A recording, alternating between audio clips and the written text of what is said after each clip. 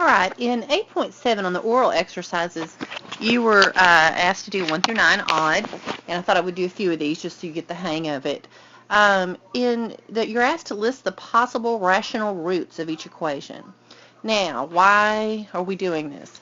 What if I wanted to factor this and I had no idea where to start? In all the problems we've had up till now, they've given you one root to start with, something that will divide into it. So they've given you a hint.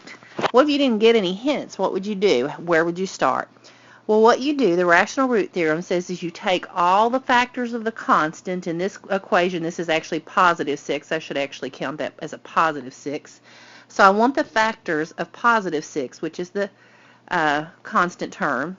Remember, constant's just the plain old number. Over the factors of the leading coefficient. Well, that's the term with the biggest exponent. What's its coefficient?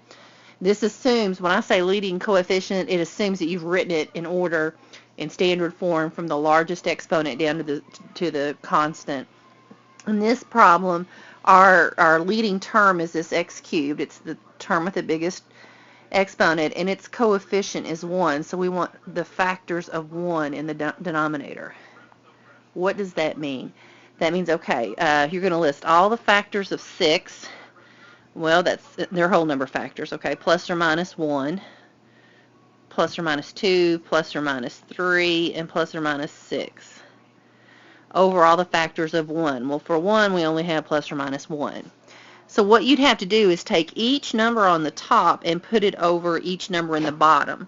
Now this one's a nice one because you're going to get, it's really quick to do this one, because if you take each of those numbers on the top and you put it over plus or minus 1, you're just going to get plus or minus 1, plus or minus 2, plus or minus 3, plus or minus 6, okay? We'll do one in a minute where that's not going to be what happens. I'll make sure I pick one like that. So why do I care about this? Well, if I wanted to try to break this thing down, what I could do is do synthetic division and try these numbers here. A lot of times textbooks will use like 1, plus or minus 1 is one of the factors, just because it's easy to try that one first. You start getting stuff broken down, and usually it's a little easier to kind of keep breaking it down after that. But it's not, that doesn't have to be that way. It just sometimes that's what they kind of tend to do, I've noticed. So those are the ones I always pick first to try. Let's look at another one. Let's look at number 7. Yeah, we really like it when we get whole numbers, like we did on number 1. But look at number 7. If I were to take the factors of the constant term, that's going to be the factors of this negative 5. So I want factors of negative 5. And I'm going to make fractions of the factors of negative 5 over the factors of the leading coefficient. And our biggest exponent here is a cube. So that coefficient, the number out front, is 2. So what I usually do is I just go ahead and I list everything. Pretty much it's always going to be plus or minus for all of these. So plus or minus 1 and plus or minus 5. Those are the only prime factors of 5. And actually, it's not that they have to be prime factors, though. If you do the prime factors, that's usually, you usually want all those, but you could have other things too. Now the factors of 2 are plus or minus 1 and plus or minus 2. So how do I list the things that I should try if I'm going to do synthetic division, and if it will factor, the factors will be in the list we're fixing to create. That's what that rational root theorem says, is that if we want to try something, they're going to be in this list. It doesn't mean everything in the list is going to work. It just means what will work is in the list. So let's start with plus or minus 1. We would have plus or minus 1 over plus or minus 1, which just means that just be what plus or minus 1. Then I'd have to take plus or minus 1 and put it over plus or minus 2. Okay? That means that'd be plus or minus a half. Okay, we can do synthetic division with fractions, though we're probably not all crazy about that idea. Now, what about something else? Is there something else that would work? Yeah. What about this 5 here? A plus or minus 5 over a plus or minus 1 would mean I'd get a plus or minus 5. Okay. But then I also have to put it over 2, so it's also could be plus or minus 5/2. So if that equation will factor, the roots of it are going to be in this list here. So I could use these numbers to do the synthetic division and keep trying until I get something that has a remainder of 0.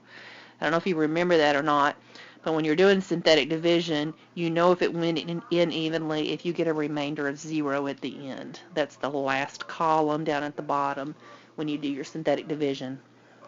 Okay, for number 9, if you're listing all the factors of the constant on top, that's going to be a -6. You want all the possible factors of plus or of -6. Well, even if it's negative, it's going to be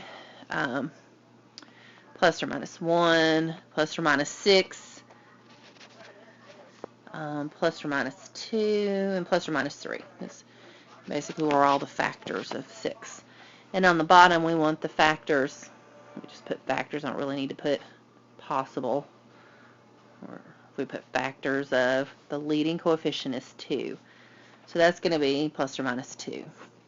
Pretty much the plus or minus always is going to, by the time you work all that, it's always the list is going to be plus or minus of every combination you could get. So what am I going to get here? Oops, I forgot plus or minus 1 with the factor of 2, because 1 and 2 are factors of 2.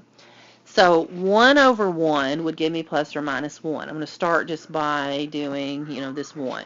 1 over 1 would be plus or minus 1, but 1 over this 2 would give me a plus or minus 1/2. Okay? I'm going to have to do that with each of the numbers on top. I'll just use a different color each time. So plus or minus 2 over this plus or minus 1 would give me plus or minus 2. But then plus or minus 2 over plus or minus 2 would be plus or minus 1. Now, I'm not going to list that because it's already right here, isn't it?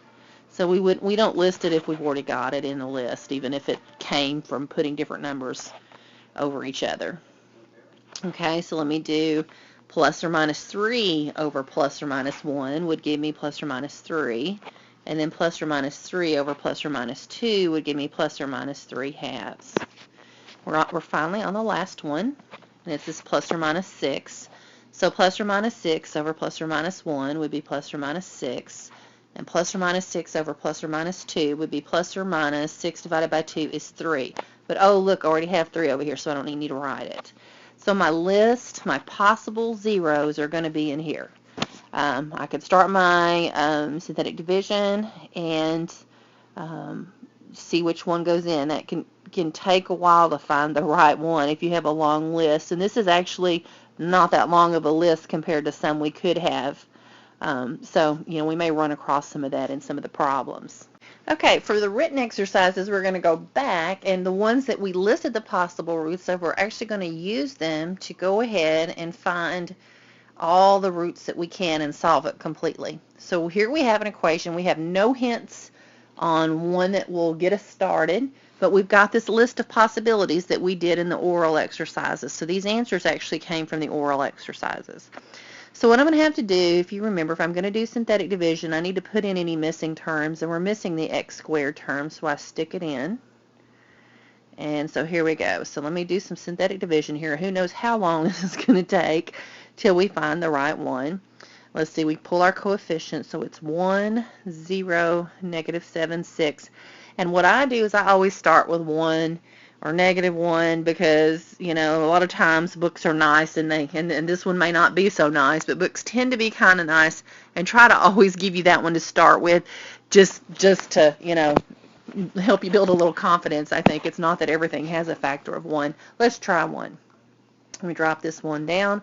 1 times 1 is 1. 0 plus 1 is 1. 1 times 1 is 1. -6 plus 1 is -6. And 1 times -6 is -6. And we get 0. Yay, we got 0. That means that my roots, my solutions, my x-intercepts, I'm going to list them here. One of them is 1, positive 1. Okay, so now what do we do? Well, if this had, what I could do is take this result and try to do synthetic division off something else in there. What I'm going to do, though, since we started with the cube, if you remember, we just put the next exponent down with that coefficient, so this 1 means that that's 1x squared, and that's a plus 1x minus 6. Now, what I usually do is this. If I can see how to factor it or use some other solution method, I do, because I really don't want to run through synthetic division out of that whole list, because if you think about it, that's 8 different numbers. And you know what? One might actually divide in there twice. So, I mean, I would have to check that one again. But if I go ahead and say, okay, I've got all kinds of tools to use, and I've already got it down to a square, x squared plus x minus 6, is this factorable? That might help me solve it quicker. So let's set it equal to 0 and see if we can factor it. So we're thinking what multiplies to give me negative 6 and adds to give me the coefficient of 1 in the middle, the b term. And if you think about it, 2 and 3, let's see, a minus 2 and a plus 3 would work, wouldn't it? So my factors are x minus 2, x plus 3. And if I want to find the roots, I take each one of these factors and set it equal to 0 and solve. If I add 2 to each side, I'd get x equal 2, so one of my solutions is 2. And if I take x plus 3 and subtract 3 from each side to solve it, I'd get x is negative 3. So my roots are 1, 2, and negative 3. Those are my solutions. Those are my x-intercepts. So we're finished without having to do a ton of synthetic division.